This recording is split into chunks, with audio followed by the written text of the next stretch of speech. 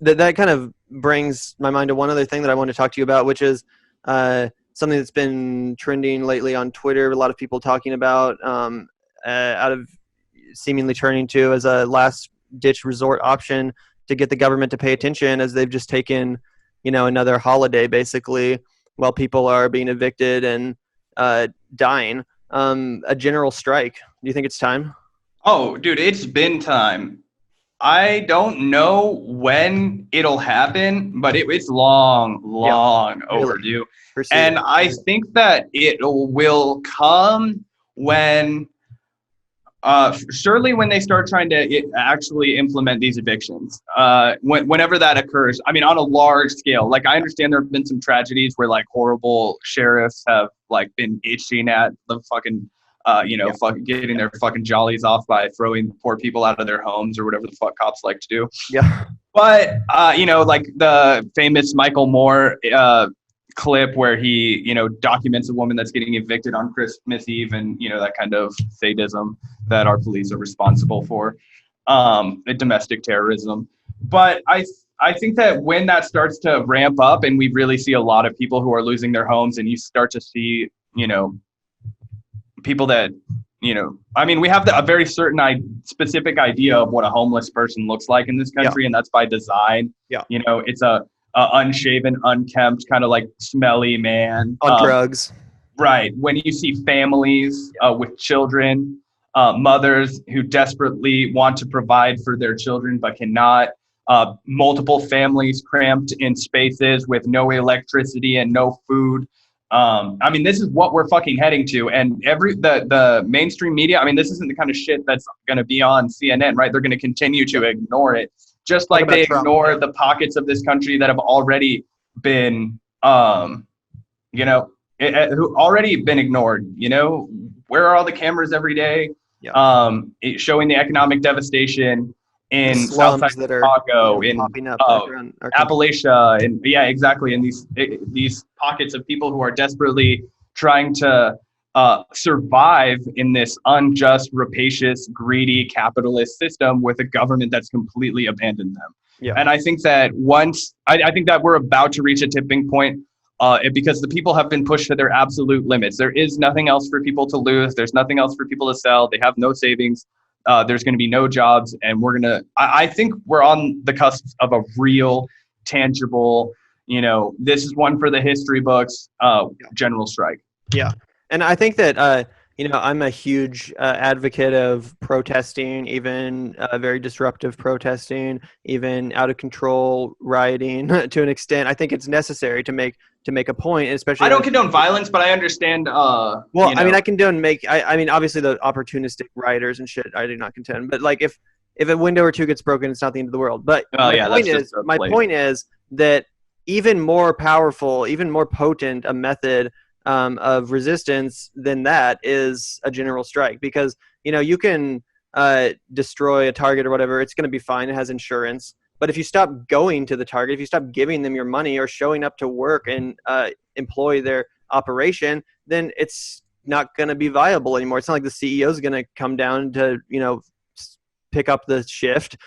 It's going to cease to exist. Same with Amazon. If the warehouse workers stop showing up and it's going to cease to exist. These companies are not to the point yet where automation can totally just replace human labor. That is still a massively same with Uber. If Uber drivers just stopped reporting, they wouldn't be a viable company anymore. Unfortunately, we do live in a country where a lot of people have been brainwashed into thinking that, the business overlords are the people that you want to look up to, and that their success is something to be emulated, instead of to be, scorned and redistributed. But if we can actually get some serious organization and some serious solidarity among the working class here, this could actually be an extremely effective and viable way to get the change necessary for the oppressed classes to actually get the attention, at least, of the oligarchs to wake up, to say, oh shit, these people aren't just going to be pacified by meaningless, technocratic legislation. This is something that needs to be addressed, and seriously, and that's where we get a UBI. That's where we get a single payer healthcare system. These victories are not going to be won softly. They have to be, the power of labor and of the working class has to be demonstrated. And I think the best way to do that is to withhold said labor. We talk about it all the time, how in France, they'll shut down the entire subway system just over a minor tweak to the, workers' rights. The people over this age don't get this, like some minor thing that doesn't even affect the majority of people. Pensions, they will stand together to shut down an entire system. And honestly, in my opinion, we're at the point in America where, in tandem with the yellow vest style protesting, getting the attention of people and changing public opinion, I do think it is 100% necessary to do a general strike. And without it, I fear that the activist energy will not really result in what actually it needs to. I think that there's a lot of strategic planning that needs to go into it.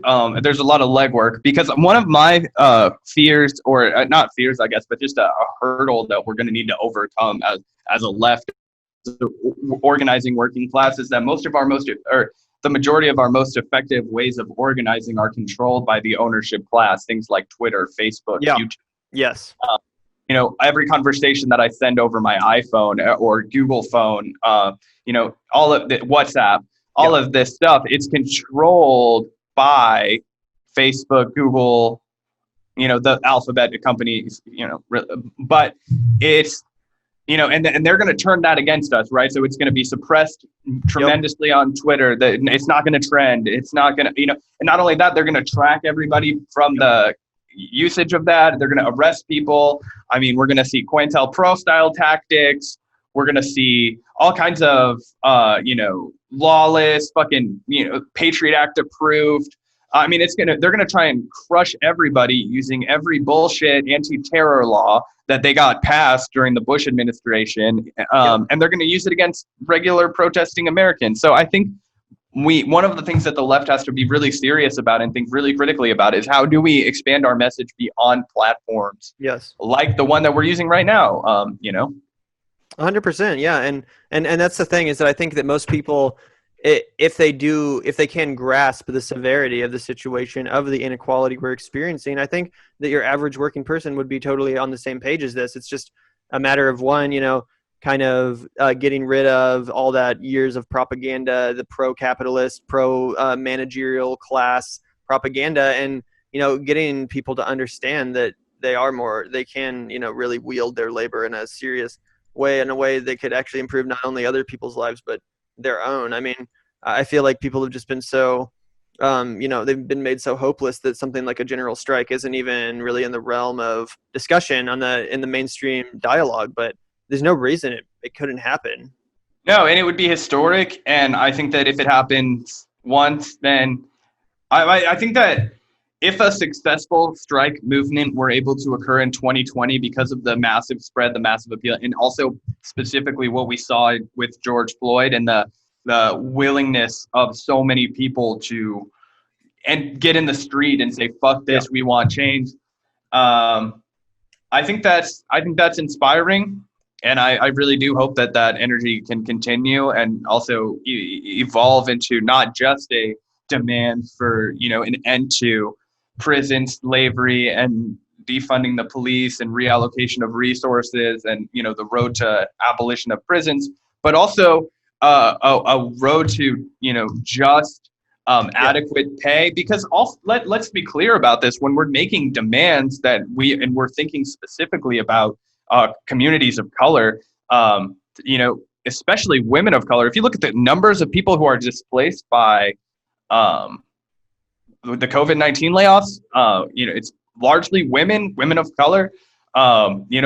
These economic packages or these economic demands, when things get better for people, for the working class, I mean, things get better for communities of color because we've starved them of any opportunity for, generations and, relegated them to, working as the working class. By and large, our communities of color get screwed the hardest by corporations. 100%. And I hope that people can understand that, strength in numbers is pretty much all we have at this point, because, we do live in an oligarchic, plutocratic society, and, electoral democracy is honestly just frankly not going to get us out of the situation we're in. Quite frankly, and there's an argument that it got us into the situation you're in. You know, voting for people like Joe Biden is not going to get anyone out of this mess. It's going to further the mess we're in.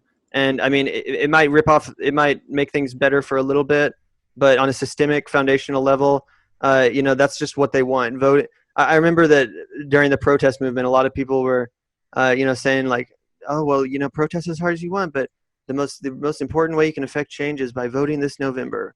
Bullshit.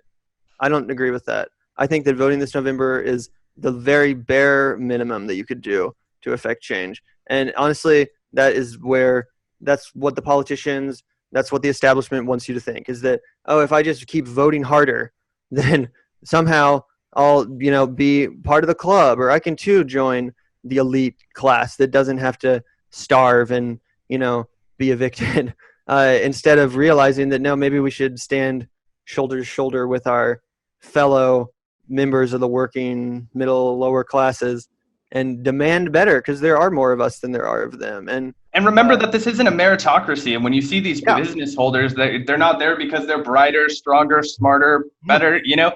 They've played a game that's fucking rigged and they figured out how to win it. I mean, do you go up and ask for advice for a guy that fucking sat well at the blackjack table? No, he fucking got lucky. Yeah. I mean, you know, obviously there's a lot of work that goes into building a company, but guess what? There's a lot of finance and fuckery that goes into it too.